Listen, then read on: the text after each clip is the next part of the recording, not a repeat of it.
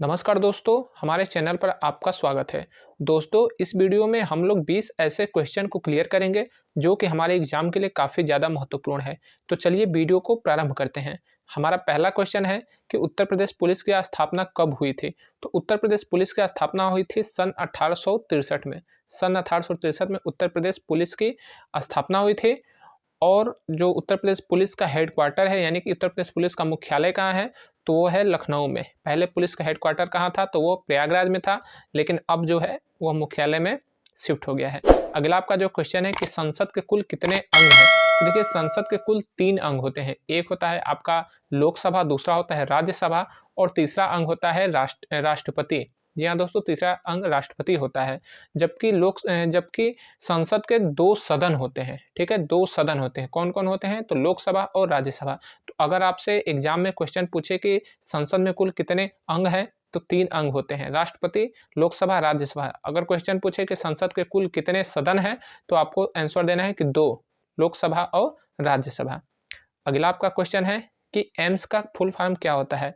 तो एम्स का full form होता है all India institute of medical science, जिसे हिंदी में हम लोग कहते हैं अखिल भारतीय आयुर्वेदिक संस्थान। अखिल भारतीय आयुर्वेदिक संस्थान। और भारत में इस समय कितने एम्स है? तो भारत में इस समय लगभग 22 एम्स है, ठीक है? अगला हमारा जो क्वेश्चन है कि जननायक की संज्ञा किसे दी गई है? देखिए, जननायक की संज्ञा दी गई है कर्पूरी ठाकुर को। जी हाँ दोस्तों, कर्पूरी ठाकुर, जो कि तस्वीर में आप लोग देख रहे हैं, कर्पूरी ठाकुर जो है बिहार के चीफ मिनिस्टर यानी बिहार के मुख्यमंत्री रह चुके हैं। और वर्तमान में इन्हें जो है भारत रत्न से सम्मानित किया गया है। भारत सरकार ने इन्हें भारत रत्न देने की घोषणा की है। और साथ ही साथ लाल कृष्ण आडवाणी और कर्पूरी ठाकुर दोनों को एक साथ जो है भारत रत्न भारत सरकार दे रही है। अगला आपका जो क्वेश्चन है कि जलियांवाला बाग हत्याकांड कब हुआ था? दोस्तों, जलियांवाला बाग हत्याकांड जो है हमारे इतिहास से कई बार इसका ये क्वेश्चन पूछा जाता है कि जलियांवाला बाग हत्याकांड कब हुआ था? तो यह हुआ था 13 अप्रैल 1919 को, ठीक है? 13 अप्रैल 1919 को जो पंजाब प्रांत है, तो वहाँ पे एक जलियांवाला जो बाग था, वहीं पे ये हत्याकांड हुआ था और अभी भी वहाँ पे जलियांवाला बाग है। और 13 अप्रैल 1919 को यह घटना हुई थी। उस दिन जो था लोग बैसाखी मना रहे थे, तो उसी दिन जो बैसाखी के दिन यह घटना घटित हुई थी।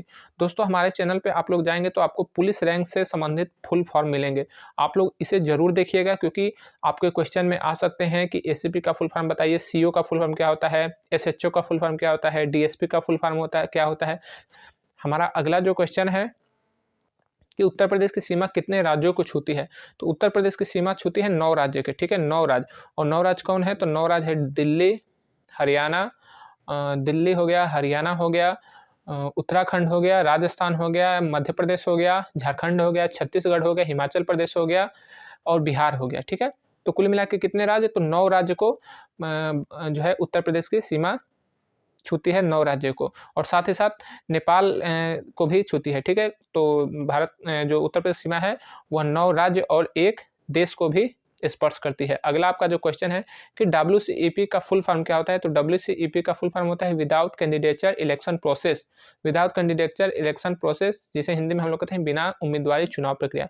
दोस्तों, ये दुनिया की सबसे अच्छी चुनाव प्रक्रिया है। अभी जो भारत में चुनाव प्रक्रिया है, वह ठीक नहीं है, क्योंकि इससे हमारे देश को कुछ नहीं फायदा हो रहा है। ना ही लोग अपना वोट देने के लिए स्वतंत्र है और ना ही अपना जो है मतलब जो उम्मीदवार है उनको चुनने के लिए स्वतंत्र है। तो ये कहीं से भी उचित नहीं है हमारे देश की चुनाव प्रक्रिया।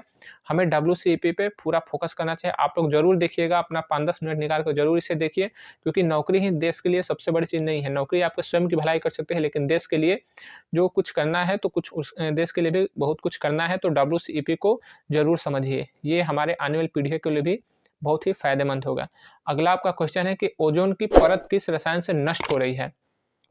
तो दोस्तों, जो ओजोन परत है, ये सीएफसी यानी कि क्लोरोफ्लोरोकार्बन नामक जो रसायन हमारे वायुमंडल में निकल रहे हैं, तो इससे जो है ओजोन परत को काफ़ी क्षति हो रही है। और क्लोरोफ्लोरो जो कार्बन है, ये स्पेशली जो पेट्रोल और डीजल से गाड़ियाँ चल रही हैं, उनसे ज़्यादा ये निकल रहा है। इस वजह से ओजोन परत को काफ़ी ज़्यादा क्षति हो रही है। अगला आपका जो क्वेश्चन है कि उत्तर प्रदेश का जौनपुर जिला किस जोन के अंतर्गत आता है?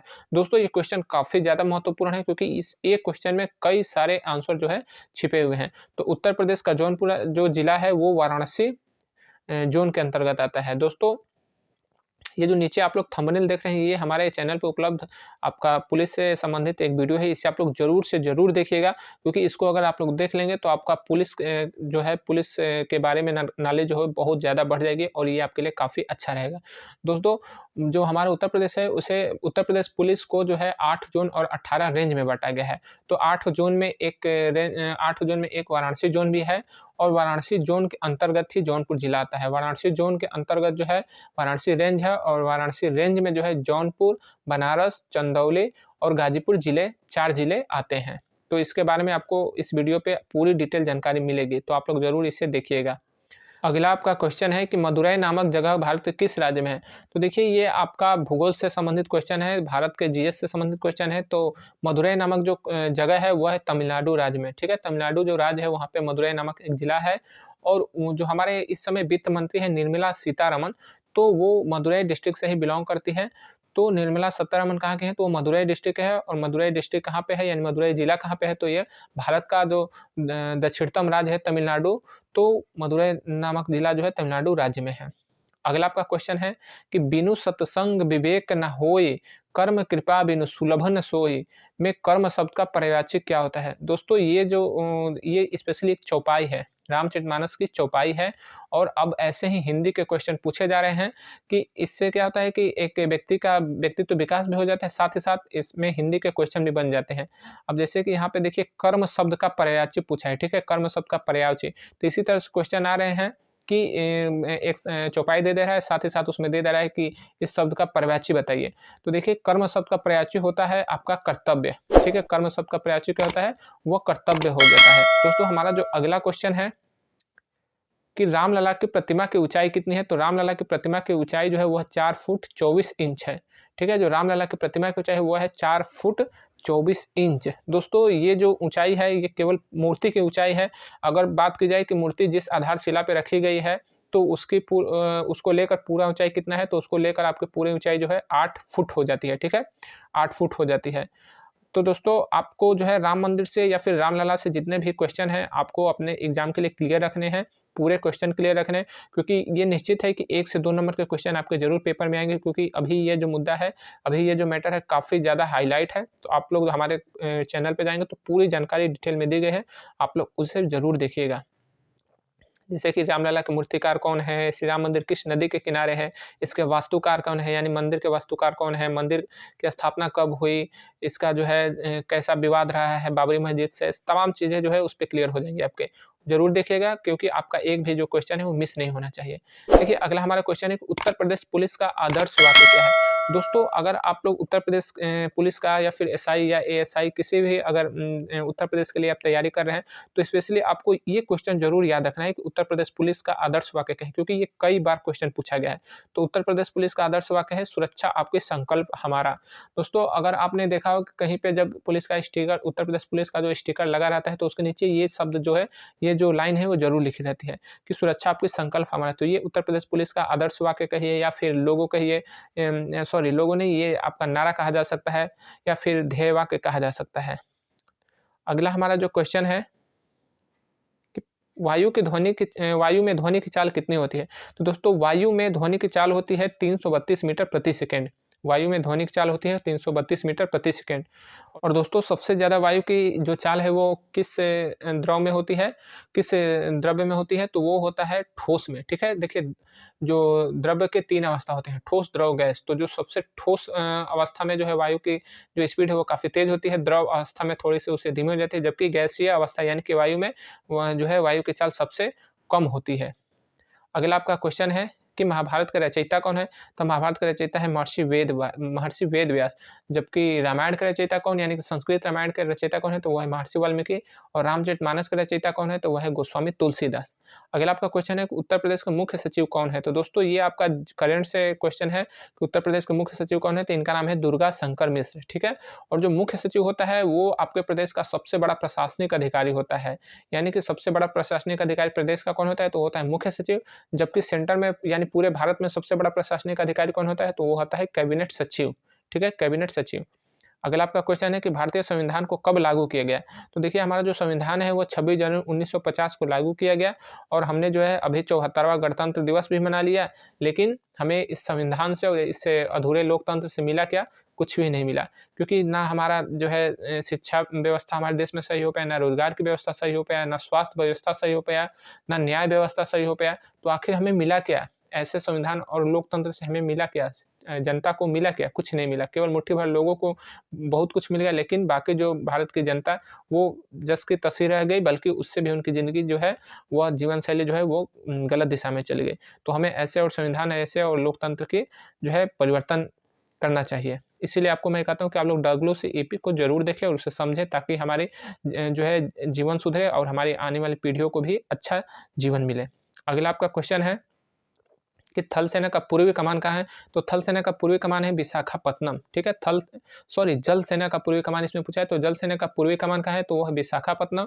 जबकि पश्चिमी कमान इसका कहाँ होता है? तो ये आपका मुंबई में पड़ता है, ठीक है? और आप दक्षिणी कमान कहाँ है? तो ये केरल में कोचीन है, वहाँ पे इसका दक्षिणी कमान का है।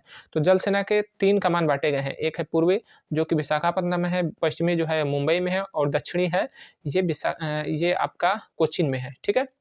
अगला आपका जो क्वेश्चन है कि तुलसीदास का जन्म कहाँ हुआ था? तो तुलसीदास का जो जन्म हुआ था वो चित्रकूट जिले के राजापुर गाँव में, ठीक है? चित्रकूट जिले का राजापुर गाँव है, तो वहीं पे तुलसीदास जी का जन्म हुआ था। राजापुर अब तहसील हो गया है।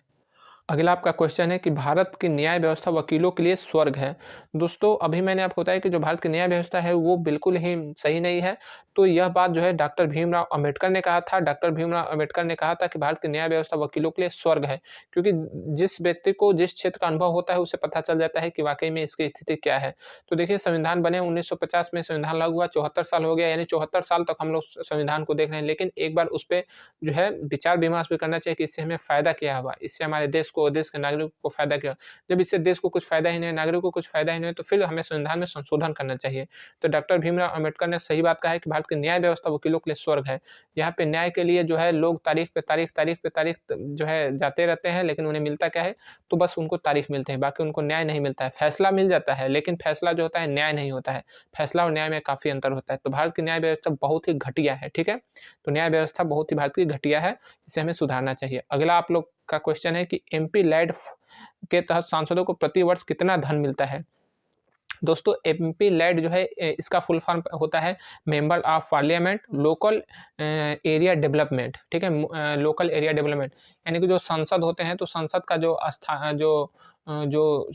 स्थानीय जो एरिया होता है, तो उसके विकास के लिए हर जितने भी सांसद हैं, चाहे वो राज्यसभा से हो या फिर जो है लोकसभा से हो, दोनों को जो है 5 करोड़ रुपया हर वर्ष मिलता है। हर वर्ष 5 करोड़ रुपया मिलता है कि वो अपने स्थानीय जो उनका क्षेत्र है, संसदीय क्षेत्र, उसका विकास कर सके। लेकिन कहाँ बहुत से सांसद तो जो है अपना वो जो एमपी लैड फंड है उसमें से धन इस्तेमाल ही नहीं करते हैं, वापस जो है सरकार ले लेती है। जबकि 5 करोड़ रुपए से उन्हें चाहिए कि जो उनका संसदीय क्षेत्र है उसमें हैंडपंप करवा दे, उसमें जो है लोगों को, मतलब लोगों को तमाम सुविधाएँ मिलना चाहिए। लेकिन ऐसा ये लोग नहीं करते, क्योंकि ये लोग केवल अपना झोली भरते रहते हैं।